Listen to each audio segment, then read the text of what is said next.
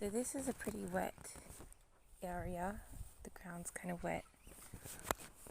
It's because of the clouds in the sky. There's been lots of rain clouds lately and lots more to come because of all the rain that's blowing over.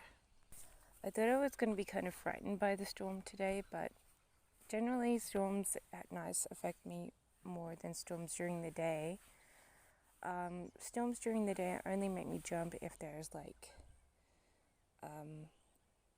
electricity coming down.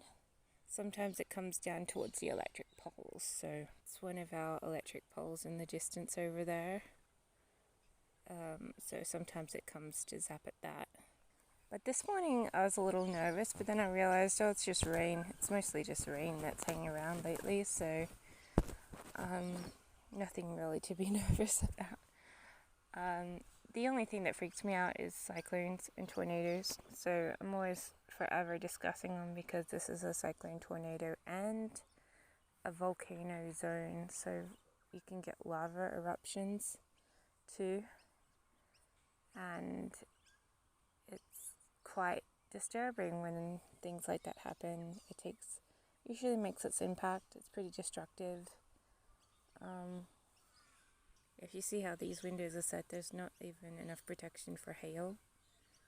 It's literally just glass that will break if we ever get a tornado or a cyclone, so it's very limited protection. So I don't really think this house is generally not very weather-worthy. And this window over here has a little air conditioning fan, so that window's always open, so if a cyclone or tornado went there, it just busts through the whole entire window, take down the wall, because obviously wind can get into that really easily. I myself have tried very hard to be protected against cyclones and stuff. Sometimes I find different approaches in different areas work. It really depends. I've tried to paint a house like over 30 times. Sometimes the built up paint helps to serve as a protectant. I think a neighbor's wandering across. And so sometimes it does serve as a protectant against wind. Other times I've tried stucco on a house. Stucco doesn't always work, but sometimes it does. So you can start stucco your house or a fence line if you have like one of those brick lined fences or something. So stucco is interesting. You can put stucco in wood, but if you're doing a house, you should get it done professionally, because otherwise you'll end up screwing up your house. But I've done it myself on a fence line, and that sort of served as a protectant enough for someone else to want to buy my little house that I couldn't afford because of the rising insurance, and so I just sold it to some person who thought I'd done a pretty good job with glazing the windows and painting the outskirts of the building and sealing any cracks on the insides, and also stuccoing the outer gate. So it sort of looked a little, South American-ish in a way, because I stuccoed the fence line. But they were very impressed, and so they bought it right away, and I was like, thank goodness, because I was just about to run away from it anyways, because I couldn't afford it anymore. So, a mixture of those sorts of things, like layering paint, putting lots of wind protector on the windows. I guess around 5 layers is a good start-off level. Sometimes if it's got like a back deck, I've put like a windproof blind thing, like a shield, you just put a windproof meshy thing on the outskirts of the deck, and that protects that from the wind a bit. I've done that. Once I've built an extended a balcony all around, and then put windshielding, things on it, and that sort of helps, but it doesn't 100% protect the house or anything from the tornadoes or cyclones, but it's just ideas, because sometimes, you can get hit quite lightly with tornadoes and cyclones. Other times you can get hit very severely. I once built internal weatherproof boxes inside the house to go into if it were like tornadoing or cycloning. It's particularly effective, but it doesn't 100% mean that your box won't be torn apart by the tornado or something. It just helps to protect you if a tornado has just busted down your building and has come into the house, and you're like, oh, what do I do? It's like you hide in this weatherproof box thing, and that sometimes protects you. Sometimes it doesn't, and then you have to scramble it around. But I also made it waterproof for floods as well, because you can get tornadoes during floods. And so, if the tornado knocks down your house and water comes in, you're in this weatherproof box. And that helped, but it wasn't the cure. It just helped to give you a place to feel safe. But, nothing is 100%. Like, some people just live in really lucky areas that are very lowly, and sometimes people live in areas which are not impacted at all by cyclones and storms. So if you're dealing with like just floods or something, you're not likely to have as many issues. Bushfires is another issue thing. To combat bushfires, I used to build a 1 to 2 meter. I called it like a stream on the outskirts of your garden, either on the outer side of your fence line or in the inner side. Either way,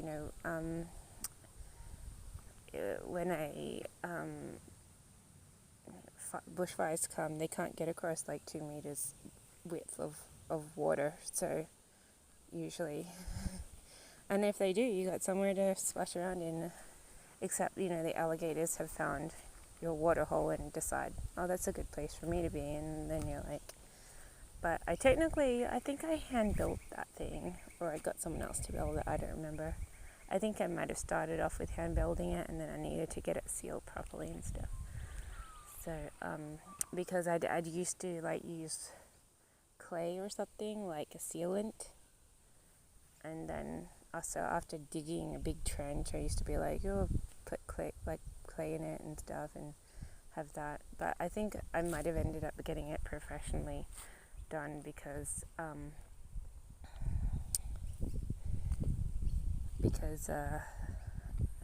it still had issues. It needed a filter and everything. It still had issues, and so I needed to get it and to make it a working little pond lake thing, whatever you call it. But yeah, that was one idea. Like when I lived in the bush, that really works against protecting your house and land from the intrusion of a bushfire. And little animals race across the water. You do find animals who have literally set on fire. So you need like fire blankets, of course, and you just keep, yeah. Poor little animals. They're so many little animals like who get affected by bushfires. It's not funny. You just want to save them all, but anyway.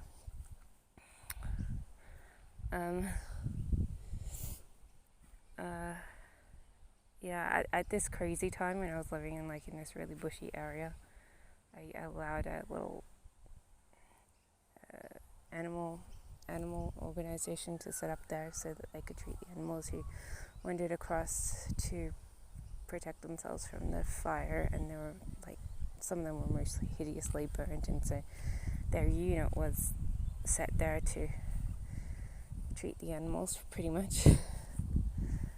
Be like, I know, trying to save animals.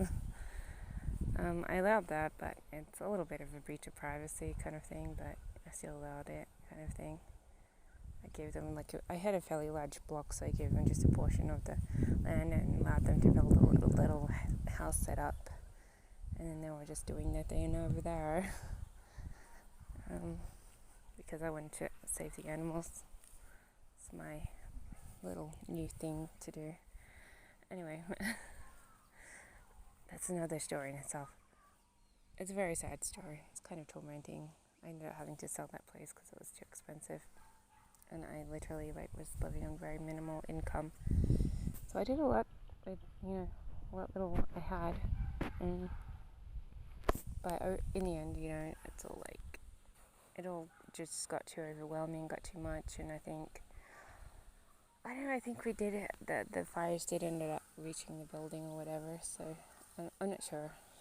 I had also fireproofed the base of trees, so the fire that was sweeping by wouldn't be able to reach the bases. But the thing is, the tops of the fire trees used to get set on fire by floating flint, and then you have the trees burning from the top. Anyway, those are some tips so that you can use if you're in weather-prone zones. I mean, build a 1 to 2 meter thing, water course on the edge of your property if you're in a bushfire zone. That usually helps to protect your property from fire, because the fire has trouble getting over it. And so does a brick wall. If you don't have a brick wall, exterior gate, you might want to build one, because fire has trouble getting over brick walls too. Just don't make it like the kind of brick wall that has something that's flammable. Yeah, so, what was I saying? Yeah, so that's how you protect your... Okay, let's start again, because I was distracted. So with fire, you do brick wall, fence lines, or a 1 to 2 meter water course around your block. And you can also put fire, is it stigment? Something that protects things from fire.